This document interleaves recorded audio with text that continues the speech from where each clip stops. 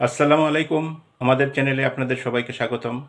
আমাদের চ্যানেলে আমরা জমিজমা ও বিবাহ সংক্রান্ত বিভিন্ন আইনি সমস্যা ও এর সমাধান নিয়ে আলোচনা করে থাকি। তো চলুন শুরু করা যাক আজকের আলোচনা। আজকে যে বিষয় নিয়ে আলোচনা করব সে বিষয়টি হচ্ছে যেসব জমির নামজারি বাতিল করার নির্দেশ। মিসকেস করলেই জমির নামজারি বাতিল হয়ে যাবে। কোন কোন জমির নামজারি বাতিল হয়ে যাবে এই বিষয় নিয়ে বিস্তারিতভাবে আলোচনা করব।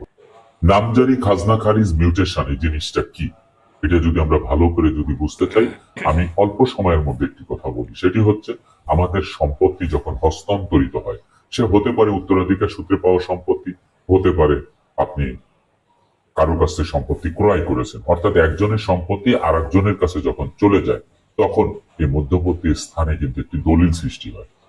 আর এই দলিলটি সাব রেজিস্ট্রার অফিস কর্তৃক করা হয়। আমরা জানি যে জমি সংক্রান্ত বিষয় দুইটি মন্ত্রণালয় কিন্তু এই জমি সংক্রান্ত বিষয়ে কার্যক্রম করে থাকে বা নিয়ন্ত্রণ করে থাকে। তার মধ্যে একটি হচ্ছে আইন মন্ত্রণালয়, শুধুমাত্র সাব রেজিস্ট্রার অফিস।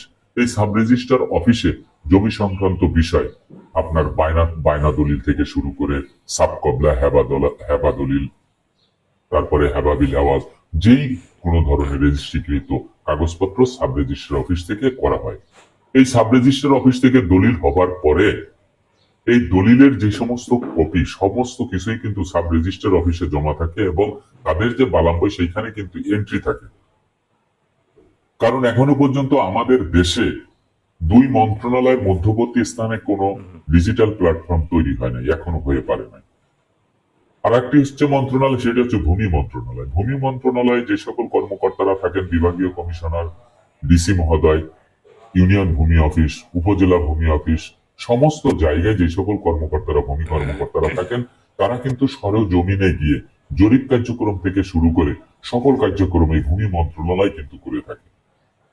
তো যখন জমি হস্তান্তরিত হয়ে যায় তখন একজন মালিক পূর্বে যিনি ছিলেন তার নামে যে সম্পত্তি, তার মূল জোতে যে সম্পত্তি, সেই সম্পত্তি কিন্তু ভূমি অফিসের রেকর্ড বইতে এন্ট্রি করা থাকে। আপনি যখন সম্পত্তি ক্রয় করলেন তখন আপনার নামে কিন্তু ঠিক তদ্রুপ ভাবে ওই সম্পত্তি এনে আপনার নামে এন্ট্রি করে আপনারও কিন্তু একটি খতিয়ান নিতে হবে, যেটি নামজারি খতিয়ান। সেটির জন্য কি করতে হবে, আপনার কাগজপত্র সবকিছু আপনার ভূমি অফিসে জমা দিতে হবে, আবেদন করতে হবে, আবেদনের মাধ্যমে আপনার সেইগুলি অনলাইনে জমা করতে হবে। তখন সকল কাগজপত্র বিচার বিশ্লেষণ করে সত্যতা যাচাই বাছাই করে আপনার সম্পত্তি যদি ঠিক থাকে, তাহলে দাতার যে সম্পত্তি আপনি ক্রয় করেছেন, ধরুন 5% সম্পত্তি ক্রয় করেছেন, সেই সম্পত্তিটা দাতার কাছ থেকে মাইনাস করে, অর্থাৎ সেখান থেকে কেটে এনে আপনার নামে বরাদ্দ দিয়ে, যে আপনি ক্রয় করেছেন, আপনার নামে একটি ফাইল ওপেন হবে এবং একটি খতিয়ান তৈরি হবে। সেই খতিয়ানটি হচ্ছে নামজারি খতিয়ান। আপনি একক মালিক হয়ে গেলেন। আপনার সেই একক মালিক হওয়ার পরে আপনি সরকারের যে খাজনা, প্রতি বছর যে ভূমি উন্নয়ন কর দেওয়ার কথা, সেটি আপনি নিঃসন্দেহে নিশ্চিন্তে আপনি সেটি দিতে পারবেন। এটি হচ্ছে নামজারি। যেসব কারণে জমির নামজারি বাতিলের নির্দেশ দেওয়া হয়েছে এবং মিসকেস করার সাথে সাথে সেটি বাতিল হয়ে যাবে, তার মধ্যে সর্বপ্রথম হচ্ছে উত্তরাধিকার সূত্রে পাওয়া সম্পত্তি, ওয়ারিশ সম্পত্তি। এই ওয়ারিশ সম্পত্তি আপনি যদি একজনের সম্পত্তি আর একজনকে দিয়ে দেন আপোষ বন্টন নামা দলিল না করে, আপনি যদি ভালো জমি ভোগ দখলে থেকে আপনি একজনকে হেবা করে দিলেন আপনার স্ত্রী সন্তানকে, অর্থাৎ এই ওয়ারিশ সম্পত্তির মধ্যে আপনি যে সম্পত্তিটুকু হস্তান্তর করতেছেন সেই সম্পত্তিতে অন্য ওয়ারিশের যদি সত্ত্ব থাকে এবং সে যদি দাবি করে, আপোষ বন্টন নামা দলিল যেহেতু হয় না, সেটি অবিভক্ত সম্পত্তি, সেজন্য যে কোনো ওয়ারিশ আপনার নামে মিসকেস করলে ওই নামজারিটি বাতিল হয়ে যাবে। 2 নম্বর হচ্ছে হেবা দলিলের সম্পত্তি। আমরা জানি যে হেবা দলিল করতে হলে আমাদের 3টি শর্ত মানতে হয় এবং 14 থেকে 15 শ্রেণীর ব্যক্তিকে আমরা হেবা করতে পারি, তারা অথরাইজ পারসন।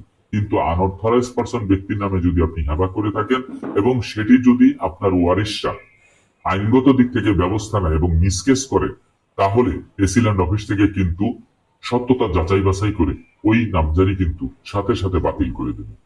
3 নম্বরে হচ্ছে জাল দলিল দিয়ে যদি কেউ নামজারি করে থাকে, সিন্ডিকেটের মাধ্যমে, দালালের মাধ্যমে, উৎকোষ দিয়ে, বিনিময় করে, ঘুষ দিয়ে যদি কেউ নামজারি করে নিয়ে থাকে, আর জমির মূল যিনি মালিক তিনি যদি এই বিষয়টির জন্য তার সকল কাগজপত্র দিয়ে তিনি যদি মিসকেস করে সাথে সাথে ওই নামজারি বাতিল করে দিবেন।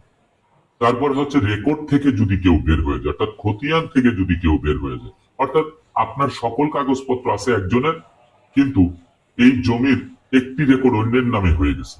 এই যে অন্যের নামে যে হয়ে গেছে, সেই ব্যক্তি যদি ওই রেকর্ড সংশোধনের জন্য মকদ্দমা করে জাজমেন্ট নিয়ে এসে যদি মিসকেস করে, তাহলে নামজারি বাতিল হয়ে যাবে। 5 নম্বরে হচ্ছে মূল জোতে যদি সম্পত্তি না থাকে, তাহলে নামজারি বাতিলের আবেদন করলে নামজারি বাতিল হয়ে যাবে। কিভাবে হবে আমি ছোট্ট একটু উদাহরণ দিই। সম্পত্তি দাতার কাছ থেকে ক্রয় করা হয়েছে 1990 সালে। যে ব্যক্তি ক্রয় করেছে সেই ব্যক্তি ভোগ দখলেও আছে, কিন্তু সেই ব্যক্তি নিজে নামজারি না করে তিনি ভোগ দখলে বসবাস করতেছেন। দাতা তঞ্চকতা করে তিনি খাজনা পরিশোধ করে এই জমিটা পুনরায় আরেকজনের কাছে বিক্রি করে দিয়েছে। তো আরেকজনের কাছে যখন বিক্রি করে দিয়েছে, তখন যে দ্বিতীয় গ্রহীতা তিনি সম্পত্তিটি ক্রয় করে তিনি তার দলিল এবং কাগজপত্র দিয়ে তিনি নামজারি করে নিয়েছেন। কারণ প্রথম গ্রহীতা তো ভূমি অফিসকে জানাই নাই যে সে সম্পত্তি ক্রয় করেছে বা নামজারি করেছে।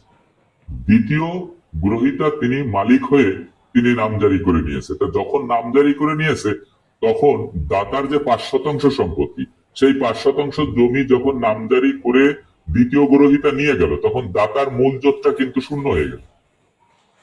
তা উনার মূল জোত যখন শূন্য হয়ে গেল, তখন এই যে প্রথম গ্রহীতা তিনি কিন্তু বিপদে পড়ে গেছেন। তা তিনি যখন বিপদে পড়ে গেছেন, তখন কিন্তু তিনি তার যে দলিল, সেই দলিল এবং কাগজপত্র দিয়ে মিসকেস করলে ওই দ্বিতীয় ব্যক্তির যে নামজারি সেটি ক্যান্সেল হয়ে যাবে। কেন ক্যান্সেল হয়ে যাবে? ওই সম্পত্তি কিন্তু চলে আসবে প্রথম গ্রহীতার কাছে, কারণ তার দলিলটি 1991 সালে বা 92 সালে, আর যিনি প্রথম দলিলটি করেছেন তার দলিল হচ্ছে 1990 সালে। তা উনার নামে যখন নামজারি হয়ে যাবে প্রথম গ্রহীতার নামে, তখন তো দাতার মূলজত শূন্য হয়ে গেছে। তাহলে দ্বিতীয় যে ব্যক্তি নামজারি করবে, তাহলে সেই ব্যক্তির তো সম্পত্তি দাতার মূলজতে সম্পত্তি নেই। ব্যাংকে অ্যাকাউন্ট না থাকলে আপনি কিভাবে চেক দিয়ে টাকা তুলবেন? ওনার তো সম্পত্তি নেই, তাহলে উনি কিভাবে এই নামজারি করবে? এই জন্য মূলজতে সম্পত্তি না থাকলে নামজারির বাতিল হয়ে যাবে। তারপরে বিষয় হচ্ছে আদালতে যদি মামলা চলমান থাকে, যে কোনো ভাবে যদি আদালতে মামলা চলমান থাকে, তাহলে আপনার নামজারি বাতিল হয়ে যাবে। এখন আদালতে মামলা চলমান থাকলে নামজারি কিভাবে বাতিল হবে? ধরুন যে দুইজন, একজন বাদী একজন বিবাদী, যে কোনো একজনে কি করছে, যে বিবাদী ধরলাম, বিবাদী এই চলমান মামলার ভিতরে তার সম্পত্তি বিক্রি করে দিয়েছে। তো সম্পত্তি গোপনে বিক্রি করে দিয়েছে তঞ্চকতা করে। যেই ব্যক্তি সম্পত্তিটি ক্রয় করেছে সেই ব্যক্তি নামজারি করে নিয়েছে। যখন আদালত কর্তৃক জাজমেন্টটি চলে আসলো, তখন এই জাজমেন্টের বুনিয়াদে বাদী যখন নামজারির জন্য আবেদন করবে, তাহলে ওই যে ব্যক্তি সম্পত্তি ক্রয় করেছে তার কিন্তু নামজারি বাতিল হয়ে যাবে। এখন দলিলের বিষয়, দলিল দেওয়ানি আদালতে মকদ্দমা করবে, দেওয়ানি আদালতে মকদ্দমা করলে দলিলও বাতিল হয়ে যাবে। আর একটি বিষয় হচ্ছে যে আপনার সরকারি সম্পত্তি, অর্থাৎ সরকারি খাস সম্পত্তি, এই খাস সম্পত্তি যদি কেউ আইনগত দিক থেকে মকদ্দমা করে তার কাছে, মানে তার নামে জাজমেন্ট না আসার পরে যদি তিনি সেই খাস সম্পত্তি যে কোনো উপায়ে, আমাদের দেশে তো ভূমি মন্ত্রণালয়ের যে সংশ্লিষ্ট বিভাগ আপনারা সবাই জানেন, যে সেখান থেকে নামজারি করে নিয়েছে। নামজারি করলে বর্তমান যে পরিস্থিতি, তাতে ওই নামজারির জন্য সরকারি মনে করেন আপনার নামজারি ক্যান্সেল করে দিবে। একদম সরাসরি নির্দেশ দেওয়া হয়েছে যে কোনো খাস খতিয়ানের সম্পত্তি যদি কারো নামে নামজারি করে দেওয়া থাকে, সেটি অটোমেটিক্যালি নির্দেশ দেওয়া হয়েছে ক্যান্সেল করে দেওয়ার জন্য। কারণ খাস সম্পত্তি আপনাকে অবশ্যই একশনা লিজ, স্বল্প মেয়াদী লিজ, দীর্ঘমেয়াদী লিজ, চিরস্থায়ী বন্দোবস্ত, এর মাধ্যমে আপনার ডিসি অফিস থেকে আপনার কিন্তু কাগজ নিতে হবে, দলিল নিতে হবে, আপনার অনুমতি নিতে হবে, ডকুমেন্টস থাকতে হবে। সেগুলি যদি না থাকে, আর আপনি যদি সেই সম্পত্তি নিজে নিজে তঞ্চকতা করে আপনি কোনো কিছুর বিনিময়ে আপনি দালাল চক্রের মাধ্যমে সেই করলেন, জমির কাগজপত্র আপনি নামজারি করে নিলেন নিজের নামে খাস খতিয়ানের সম্পত্তি, তাহলে কিন্তু আপনার নামজারি বাতিল হয়ে যাবে। আপনার খাস খতিয়ানের সম্পত্তি আপনি যদি আপনার সকল কাগজপত্র থাকে তাহলে সর্বপ্রথম আপনার সেই খাস খতিয়ান থেকে সম্পত্তি আগে অবমুক্ত করতে হবে। আর অবমুক্ত করতে হলে আপনাকে আদালতে মকদ্দমা দিতে হবে যে কি কারণে আপনার এই সম্পত্তি খাস খতিয়ানে চলে গেল। খাস খতিয়ানে যে আপনার সম্পত্তি সরকারের নামে রেকর্ড হয়ে গেছে, তাহলে সেই রেকর্ড সংশোধন করে আনতে হবে।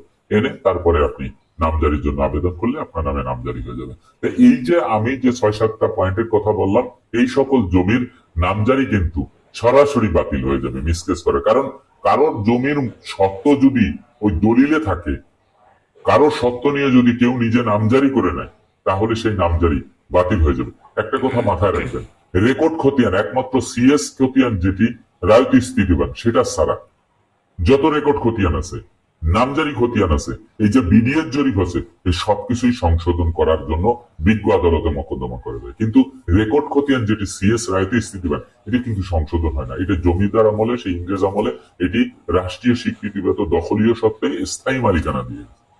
তো এই যে নামজারি খতিয়ান, এই খতিয়ানগুলি এইভাবে বাতিল হয়ে যাবে। এই জন্য যারা নামজারি করবেন তাদের সকল কাগজপত্র ঠিক করে তারপরে আপনারা নামজারি করে নেবেন।